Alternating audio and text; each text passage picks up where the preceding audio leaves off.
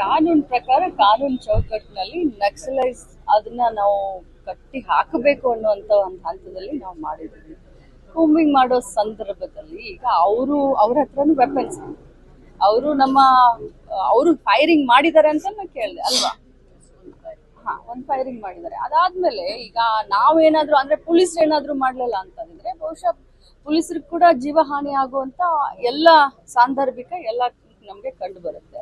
So Naxalite ಅನ್ನ ನಾವು ಬೇರೆ ಸಮೇತ ತೆಗಿಬೇಕು ಅನ್ನುವಂತ ಒಂದು ಭಾವನೆ ಕೇಂದ್ರ ಸರ್ಕಾರದಾಗ್ಬೋದು ರಾಜ್ಯ ಸರ್ಕಾರದಾಗ್ಬೋದು ಇದೆ. ಸೊ ಆ ಒಂದು ವಿಚಾರದಲ್ಲಿ ಈ ರೀತಿ ಆಗಿದೆ.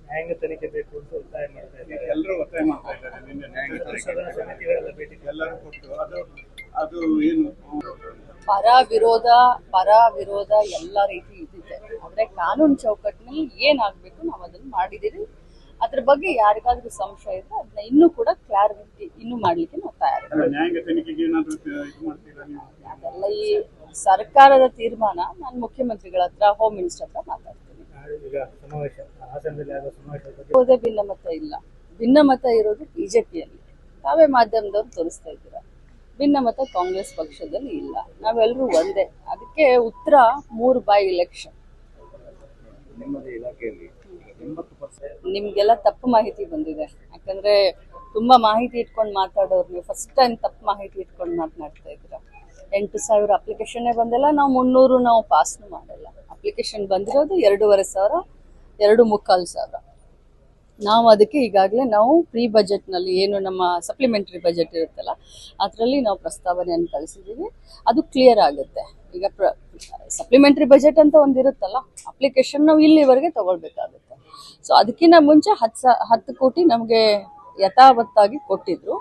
ಈಗ ನಾವೇನು ಸಪ್ಲಿಮೆಂಟರಿ ಬಜೆಟ್ನಲ್ಲಿ ನಾವು ಫೈಲ್ ಮೂವ್ ಮಾಡಿದ್ವಿ ಅದಕ್ಕೂ ಕೂಡ ಕೊಡ್ತಾರೆ. ಆದರೆ ಒಂದೇ ಮಾತನ್ನ ಹೇಳಲಿಕ್ಕೆ ಬಯಸ್ತೇನೆ, ನಮ್ಮ ಇಲಾಖೆಯ ಬಜೆಟ್ಟು 32,000 ಕೋಟಿಗಿಂತ ಜಾಸ್ತಿ ಇದೆ.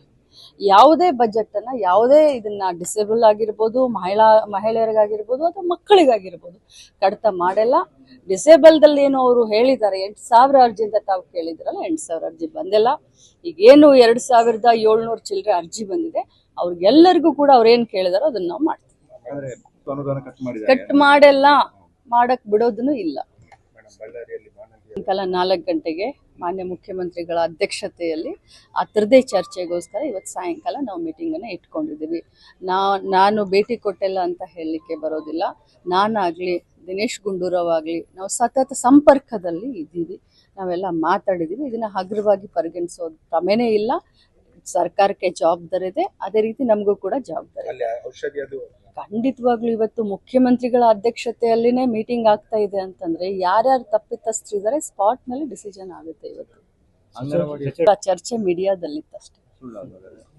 ನೀವೇ ಹೇಳ್ಬೇಕು, ನೀವೇ ನಿಜಾನ ಸುಳ್ಳ ಅಂತ ನೀವೇ ಹೇಳ್ತಾ ಇದ್ರಲ್ಲ. ಯಾರನ್ನು ತೆಗಿತೀರಾ, ಯಾರನ್ನು ಕೂರಿಸ್ತೀರಾ, ಯಾರನ್ನು ಮತ್ತೆ ಇದನ್ ಮಾಡ್ತೀರಾ, ಗ್ರೂಪಿಸಮ್ ಅಂತ ಒಮ್ಮೆ ಹೇಳ್ತೀರಾ, ಇವ್ರ ಖಾತೆ ಹೋಯ್ತು ಅಂತ ಹೇಳ್ತೀರಾ, ಇವ್ರು ಹೊಸದಾಗಿ ಪ್ರಮಾಣ ವಚನ ತಗೊಂಡ್ರು ಅಂತ ಹೇಳ್ತೀರಾ. ನೀವೇ ಹೇಳ್ಬೇಕು ಅದಕ್ಕೆ.